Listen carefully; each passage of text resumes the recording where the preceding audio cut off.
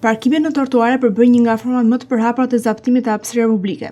Ky fenomen është bërë pothuajse i zakonshëm, duke krijuar vështirësi të përditshme për qytetarët, veçanërisht dhe këmbësorët. Edhe pse në Vlorë u turbetua me të madhe nisja dhe zhvillimi i një aksioni për lirimin e hapësirave publike, duket se situata në terren mbetet e pandryshuar. Në brendësi të bloqeve të banimit mund të shihen automjete të parkuara mbi trotuare, ku duhet të kalojnë këmbësorët. Në shumë raste qytetarët detyrohen të zbresin në rrugë duke rrezikuar sigurinë e tyre për shkak të qarkullimit të automjeteve. Ky realitet jo vetëm cënon të drejtën për lëvizje të lirë dhe të sigurt, por tregon dhe mungesë respekti ndaj hapësirës së përbashkët. Aksionet e ndërmarra shpesh kanë qenë të përkohshme dhe të papërqendruara në zonat e caktuara, por dhe pa efekt. Problemi është më i theksuar në lagjet e brendshme, aty ku kontrolli është më i dobët dhe mungesa e vendeve të parkimit përdoret si justifikim nga drejtuesit e mjeteve. Respektimi i hapësirës publike është një tregues i kulturës qytetare dhe i përgjegjësisë ndaj komunitetit. Çdo drejtues mjeti duhet të kuptojë se parkimi mbi trotuar nuk është thjesht shkelje e rregullit, por një veprim që dëmton të tjerët dhe pengon jetën e përditshme të komunitetit. Nëse synojmë një qytet të sigurt, më funksional, më të jetueshëm, lirimi i trotuareve do të jetë prioritet. Aksionet sporadike nuk mjaftojnë, kërkohet vullnet institucional